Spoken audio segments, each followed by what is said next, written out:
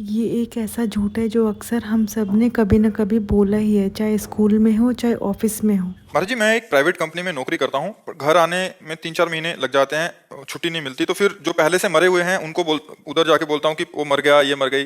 मतलब जैसे दादी फूफा कोई मर चुका है, तो आज मेरा फूफा मर गया, आज मेरी दादी मर गई, तो फिर छुट्टी मिल जाती है। तो मतलब ऐसा तो सही बात है, कोई झूठी तो है नहीं। नहीं, अभी अभी मरी है, तो 3-4 बार मार देते हैं एक को। मतलब फूफा, मतलब हर तीसरे चौथे महीने में एक बार तो। नहीं नहीं, वैसे झूठ बोल के नहीं तो सत्य में भी तो छुट्टी मिलती होगी। बट वो इतनी सहजता से नहीं मिलती जितना मतलब। हाँ? सच बोलने से छुट्टी नहीं मिलती। सत्य बोलने से तो माया से छुट्टी मिल जाती है यार, तुम कहते हो। फैक्ट्री में छुट्टी नहीं मिलती। अब हम तो कभी फैक्ट्री गए नहीं, तो हमको तो ज्ञान है नहीं, लेकिन हम ये कहते हैं कि झूठ बोलना अच्छा नहीं है। बोले ना तो कहेंगे जाओ जाओ फटाफट चले जाओ, छुट्टी दे दो। ये तुरंत मिल जाएगी, तुरंत। सच बोल दे, नहीं जगह नहीं आ रहा, इतना बंद नहीं आ रहा, तुरंत मिल जाएगी। बोल दे जाओ जाओ चले जाओ। महाराज जी हर 1.5 महीने मगर बोले वृंदावन जाते हो तो बिल्कुल ही नहीं। आज भी आपसे मिलने के लिए आज झूठ बोला। आज भी मैं झूठ बोल के आऊंगा। कलयुग का प्रभाव है, झूठा ही लेना, झूठा ही देना, झूठा ही भोजन, झूठ चवेना, कलयुग का एक प्रभाव है। लेकिन नहीं, असत्य संपातक पुंजा, ये पाप है, ये तो पक्का है। झूठ बोलना पाप है। साच बराबर तप नहीं, झूठ बराबर पाप। जाके हृदय साच है, ताके हृदय आप। देखो, तो हमें चाहिए कि समस्याओं से भले हम लड़ें, लेकिन हम सत्य पर चलने की कोशिश करें, झूठ से बचने की कोशिश करें। अच्छा, भजन और धाम और भगवत प्राप्ति के लिए झूठ बोलना झूठ नहीं होता।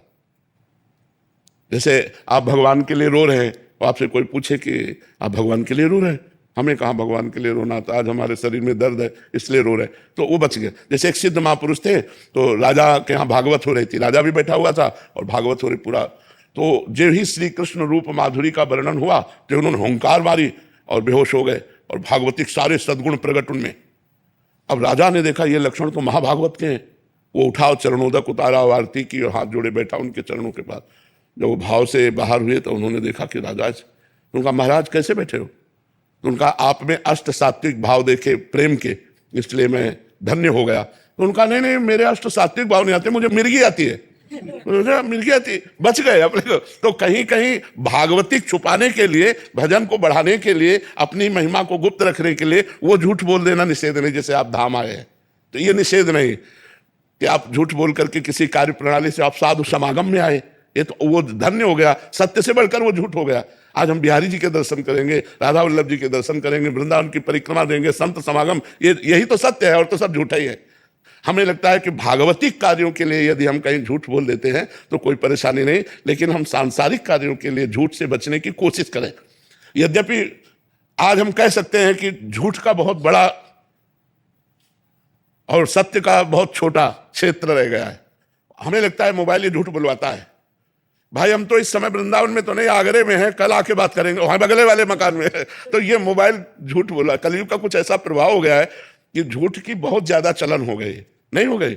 व्यापार में देखो तो, हर कार्य में देखो, अब पता ही नहीं चल रहा कि आदमी सत्य बोलता कब है, नहीं पता चलता है। अब मानना ही पड़ेगा झूठ को ही सत्य, नहीं तो सत्य बोलना बड़ा कठिन होता चला जा रहा है, बड़ा कठिन होता चला जा रहा है। जहां सत्य पर हमें विश्वास है, वहां भी झूठ का प्रवेश हो रहा है। तो हमें लगता है बचना चाहिए, हम लोगों को झूठ से ज्यादातर बचने की कोशिश करना चाहिए। जी, आजकल तो इंटरनेट मीडिया आदि पे भी एआई का जब से ये ट्रेंड आया महाराज जी ऐसे ऐसी भी हो जाता है कि ऐसा लगता है कि सच में ऐसा हुआ है, क्योंकि इतना ज्यादा वो भी एक झूठ का मतलब। कैसे आप काफी जगह ऐसा आपकी वॉइस को चेंज करके आप किसी का घड़ी का प्रचार कर रहे हो कि ये घड़ी बहुत अच्छी है, ऐसा टाइम देती है, आपका समय सही हो जाएगा। महाराज जैसे कल आपका चल रहा था, महाराज जी 3 दिन से हॉस्पिटल में भर्ती है, समाचार वाले चल रहे थे, मीडिया वालों ने चला दिया। ये 3 दिन से महाराज जी हॉस्पिटल और 3 दिन से हम बड़ी जोर से एकांतिक कर रहे हैं।